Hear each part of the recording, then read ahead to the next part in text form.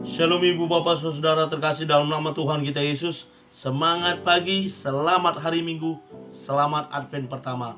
Bertemu kembali di channel Rionando Butar-Butar dalam khotbah 5 menit aja atau kolima untuk renungan harian.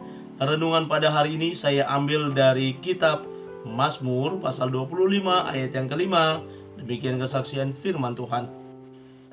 Bawalah aku berjalan dalam kebenaran-Mu dan ajarlah aku, sebab Engkaulah Allah yang menyelamatkan aku. Engkau ku nanti-nantikan sepanjang hari. Hidup dalam tuntunan Tuhan. Ibu bapak saudara terkasih dalam nama Tuhan kita Yesus, ketika kita memiliki seorang anak kecil yang berusia di bawah 3 tahun atau batita, dan ketika mereka belajar berjalan, bagaimana kita menuntun mereka, membimbing mereka, mengajari mereka ketika mereka mulai belajar melangkah, 1 langkah, 2 langkah, 3 langkah, akhirnya mereka bisa berjalan. Ya, di usia yang 1 tahun, ada yang lebih cepat 9 bulan atau 10 bulan mereka mulai belajar berjalan. Dan ketika usia setahun ke atas, 2 tahun, bahkan 3 tahun mereka mulai belajar berlari, sehingga mereka semakin matang dalam perjalanan hidupnya, yakni mulai belajar berjalan.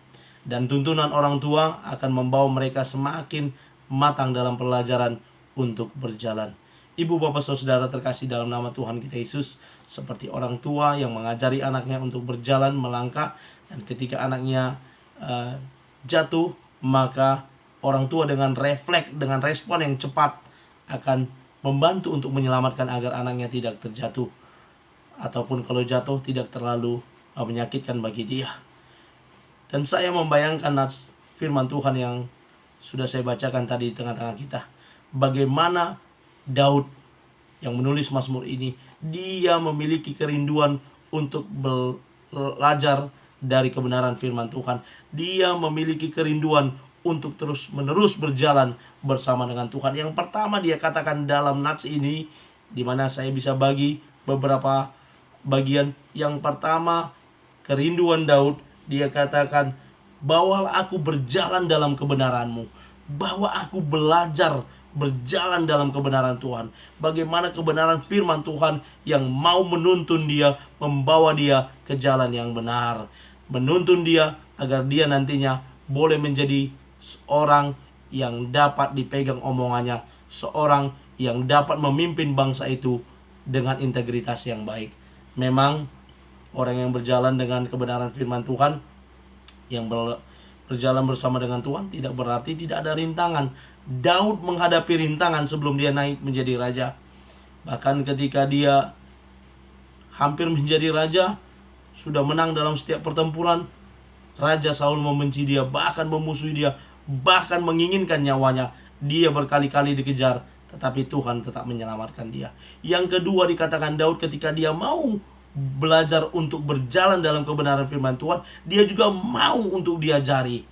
Ada orang yang merasa kalau sudah pintar, aku lebih pintar dari kamu. Nah, bahasa itu yang sering kita dengar. Bahkan ada orang yang berbicara, aku duluan lihat matahari dari kau. Artinya orang yang muda tidak mungkin diterima omongannya, nasihatnya. Aku duluan makan garam kehidupan. Wah, banyak bahasa seperti itu yang tidak mau diajar, tidak mau menerima pengajaran dari orang lain. Mohon maaf, mungkin kamu bukan pendeta, tapi kamu membagikan firman Tuhan, saya tidak mau mendengarnya. Mohon maaf, mudah-mudahan tidak ada seperti itu.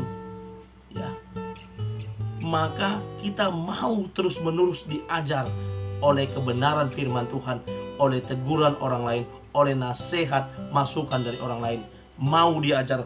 Yang selanjutnya dikatakan, menjadikan Tuhan penyelamat. Seperti anak kecil yang mau jatuh, orang tuanya yang menyelamatkan kita. Maka ketika kita jatuh pun, dalam perjalanan hidup kita, Tuhan yang menuntun, dan Dia akan datang sebagai penyelamat. Dan yang terakhir, yang keempat, dikatakan bahwa kita menanti-nantikan Tuhan setiap hari. Sepanjang hari kita nantikan Dia. Hidup ini adalah hidup penantian. Penantian menantikan anugerah Tuhan terjadi di dalam hidup kita. Terlebih lagi kita memasuki masa Advent. Minggu Advent hari ini kita menantikan kedatangannya yang kedua kali, dan kita menantikan untuk menyambut hari kelahirannya pada Natal nanti. Selamat beraktivitas, selamat beribadah nantinya. Tuhan Yesus memberkati. Shalom.